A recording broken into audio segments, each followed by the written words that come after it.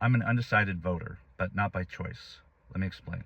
So I'm a veteran. I served from 2000 to 2006 in the Army. I deployed to Iraq in 2004.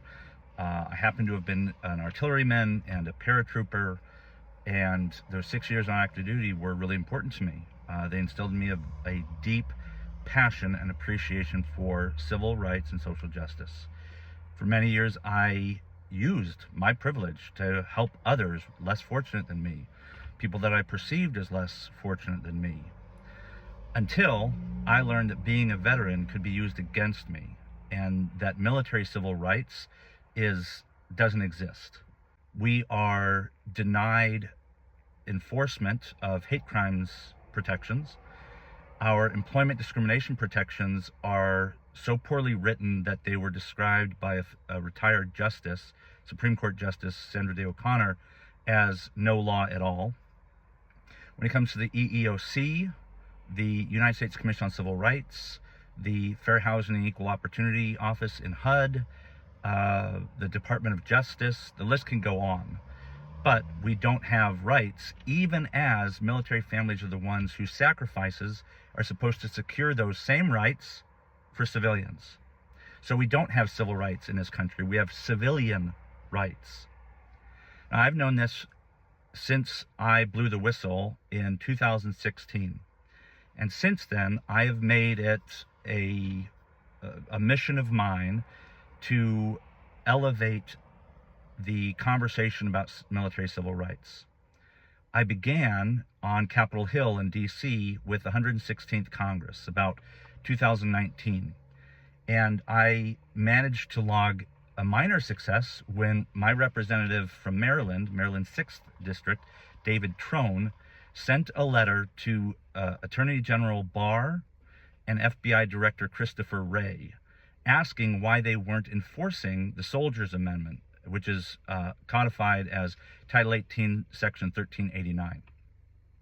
Barr and Wray, despite having 6 total signers on this letter from David Trone, other members of the House of Representatives, Wray and Barr, to my knowledge, just ignored that inquiry. I recently moved to Oregon about a year ago, and I took up the same effort with Senator Ron Wyden. On October 4th, Senator Wyden sent a letter almost exactly the same as Trone's letter, except Wyden is in the Senate, and he's a pretty high-ranking Democrat. He's the chair of the Appropriations Committee.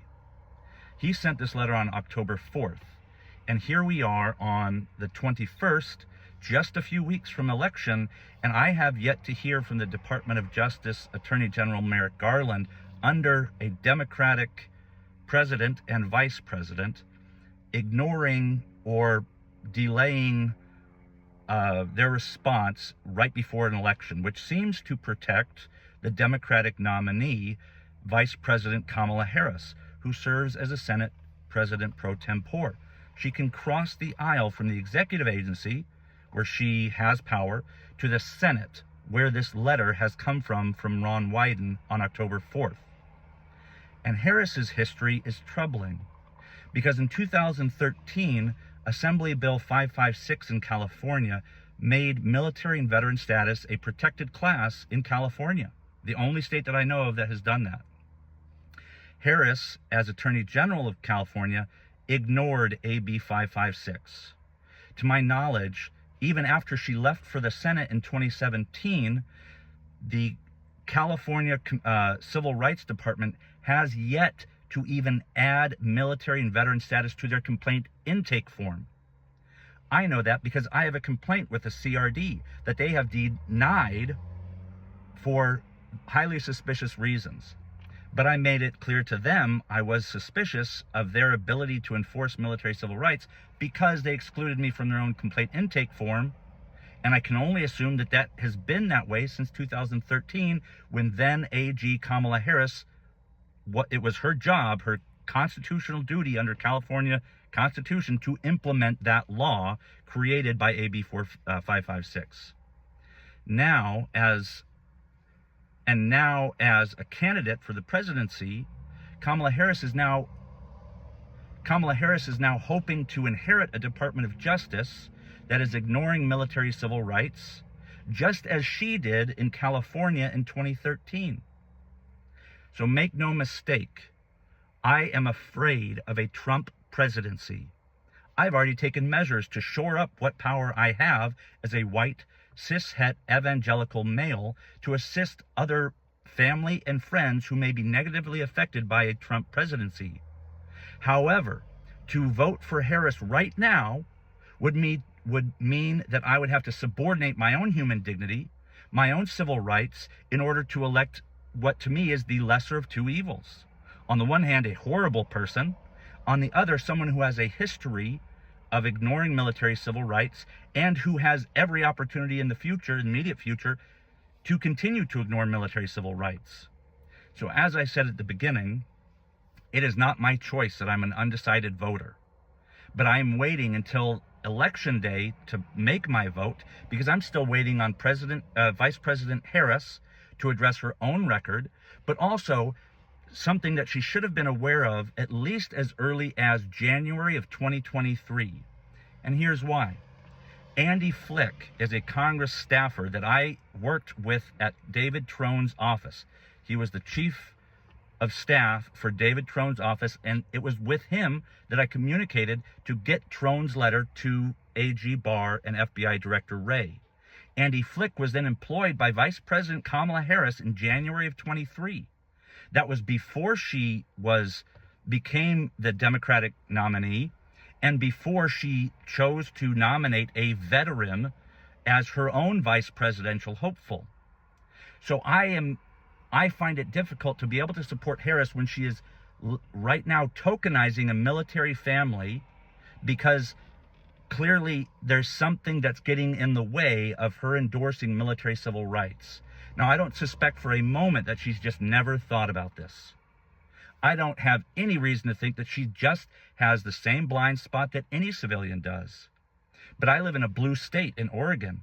It's not like she's going to send her campaign out so that I can ask her directly. Instead, it's left to me on TikTok to follow up on the question I posted online the night of her presidential debate.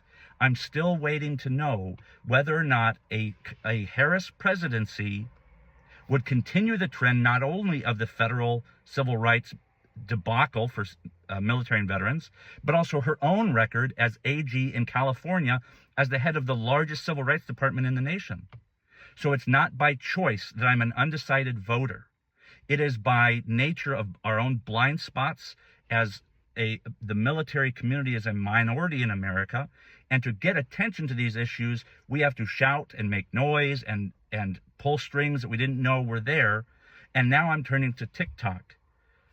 Vice President Harris, your record, I'm sure, is a result of bias and blind spots and nothing more. Will you right now publicly on TikTok, on YouTube, on Twitter or X, put in writing that you will support military civil rights and the reforms that myself and Senator Wyden are trying to accomplish? You can say it on air, and you will have my vote. I will write the copy for you if you like. But the time in which we can continue to ignore this has come to an end.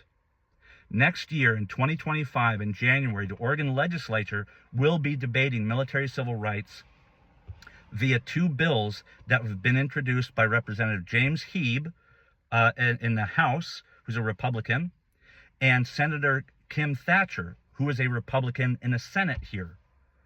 You'll notice that I haven't been able to cite Democrats because the Democratic Party, which has been in power mostly since this has begun, still has yet to get behind it. So I'm waiting to be made a decided voter. But I can't until you see me as fully human and deserving of the civil rights that you as AG and as president would be responsible for. Can I vote for you, or do I have to wait until Election Day to make my decision?